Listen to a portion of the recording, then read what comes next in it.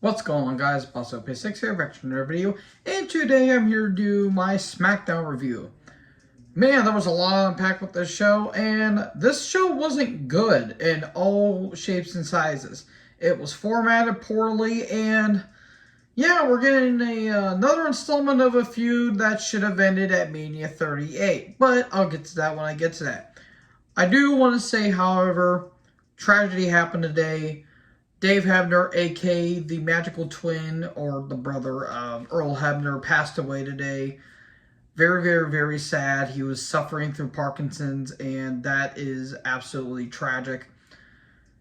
Rest in peace, Dave. I'll never forget that line that Hulk Hogan would say, how much did they pay for the plastic surgeon, Mean Gene?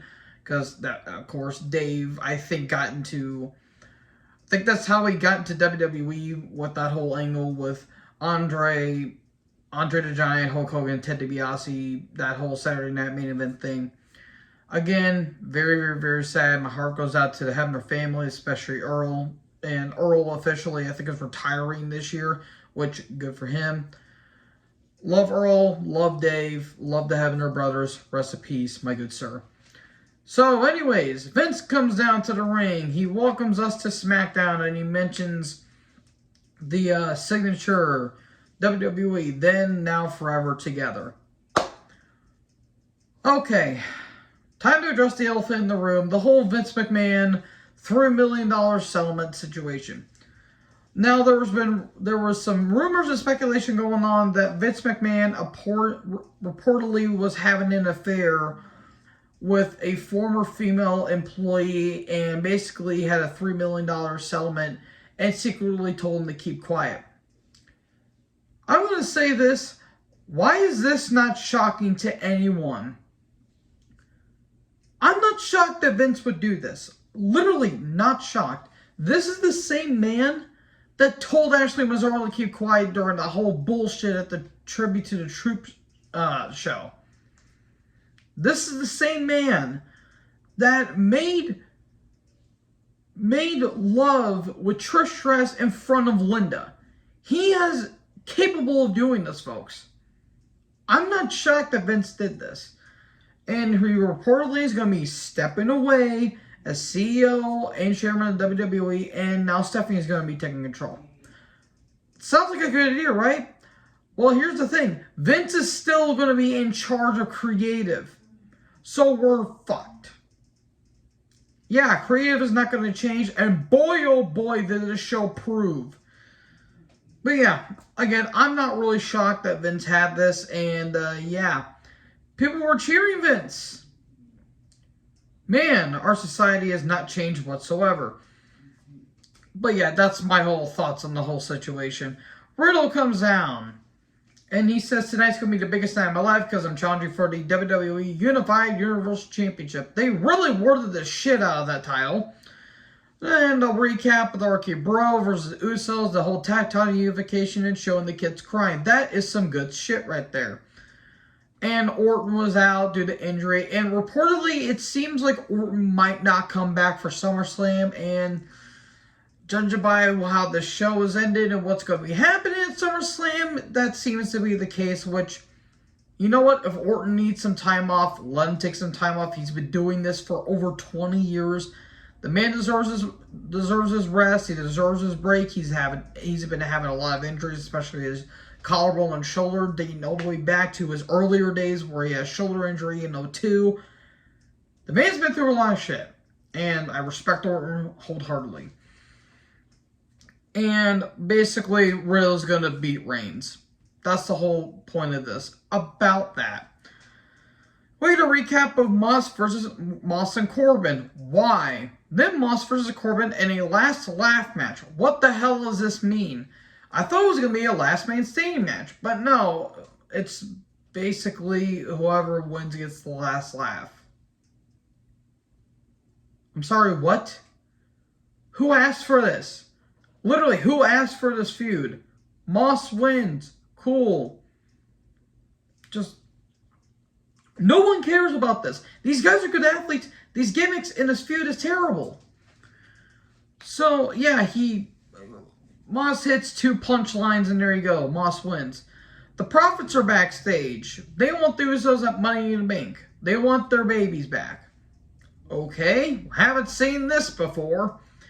Then Corbin grabs a mic and he talks to Pat saying how you treat me like trash and all you do is kick me down when I'm already down. But ever since I got rich, you're still kind of jealous of me. And he talks trash about Pat. He says, you ever do that again, I'm going to beat you so much to the point that you're dead. And Pat calls him an ass. And they laugh at him. Is Pat going to be feuding with Corbin now? Can Pat McAfee at least make Baron Corbin, I don't know, have personality or be at least interesting? Good God. I mean, he's doing the best with what he can with Michael Cole on commentary. But good God. New Day comes down. And then we get a classic Smackdown moment to kill time. We get a recap of Rousey versus Shotzi for reasons. Natalia's backstage. What the hell was she looking at? Was she stared off into the sunset? Was there a unicorn backstage? She looked like she was reading off of a script. Stop with the scripted promos, please. It's getting ridiculous. I have a question. Who in the hell is going to believe that Natalya is going to win? The way they've been booking her doesn't make her like a legitimate threat to Rousey. I don't know. It's just stupid. By the way, the New Day have been in the ring for almost 10 minutes at this point. They take on Shanky and Mahal.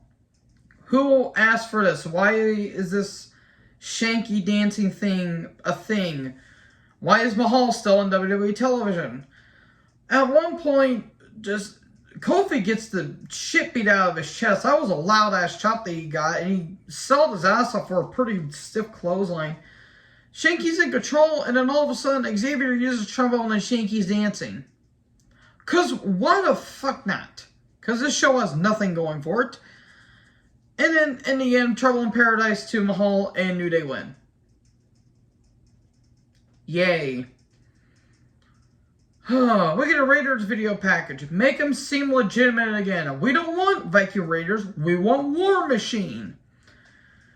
Anyways, McIntyre comes down. The Brawling Brutes are backstage. Keep done with you, Holland. Okay, done. Go while you still have a career.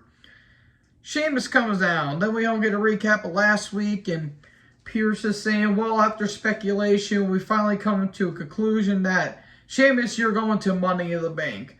And Sheamus kind of rubs it in McIntyre's face and laughs at him. They have a brawl. And Pierce says, well, hold your horses there.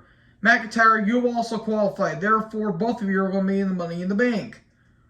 Okay, cool. We kind of figured that was going to happen regardless. Claymore to Sheamus, and there you go. And then we get to one of the funnier segments of the show. I actually kind of laughed at this. Zayn's backstage. He's hesitant about knocking on the door on Roman Reigns' dressing room. And then Kayla, did she skin the Grinch for that sweater? What the hell was that? And Kayla, my goodness, she looked great tonight.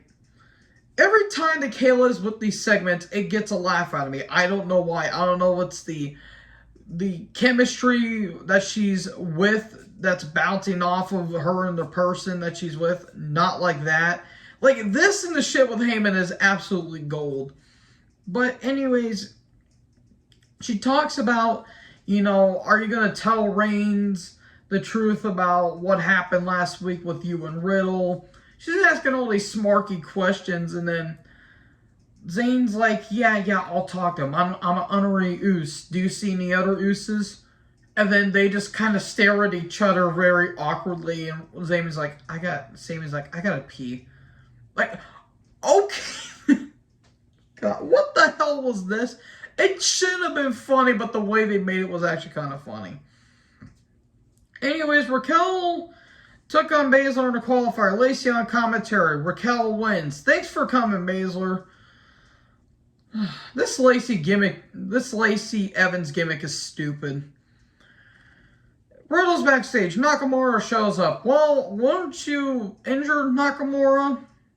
Thanks for coming. Anyways, LA Knight and Pierce are backstage. It was supposed to be the debut of the Maximum Male Models, but apparently that didn't happen because it was a spotlight, and LA Knight didn't like that. I expect this to be dropped in 2 months.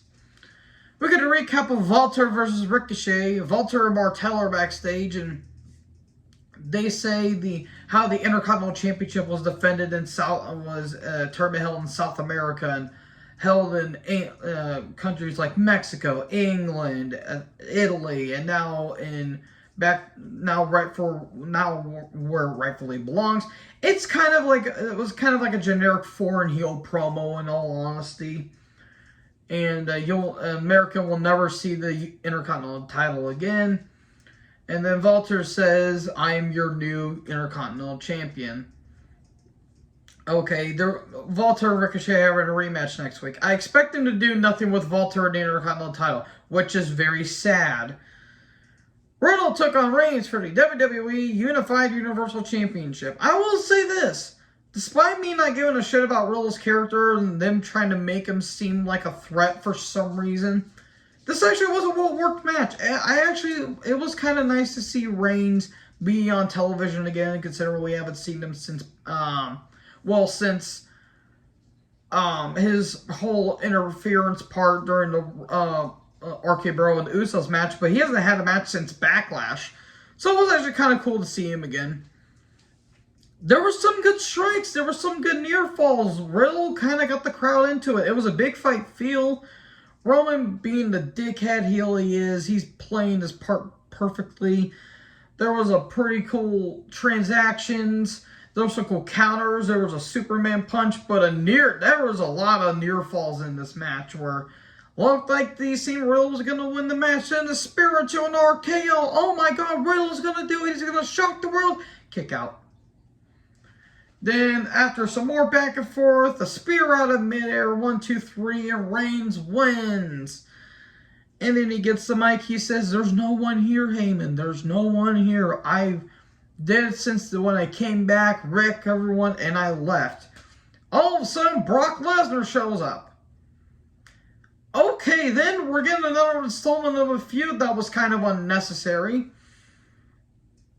Okay, he stare downs Reigns, and then he offers a handshake. Roman's kind of hesitant. He shakes his hand. F5 to Roman and F5 to the Usos, and Brock wants his title back. They're having a last man standing match at SummerSlam. Why? Because why the hell not? Because Vince has run out of ideas. I don't know. Maybe you should have put someone else new, like, I don't know, AJ Styles? Maybe Damian, well, no, that's heel versus heel, but still would have been interesting. Point is, you could have done versus Nakamura. There was a storyline there.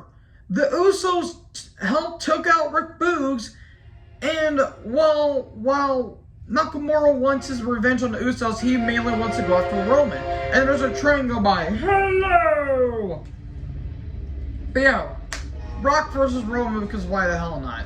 So yeah, that was Smackdown. It wasn't really good. So anyways, thank you guys for watching this video. Make sure to like, comment, subscribe. What did you guys think about this show? Leave it down in the comment section below. Join the herd. I'll talk to you guys next video. Peace out.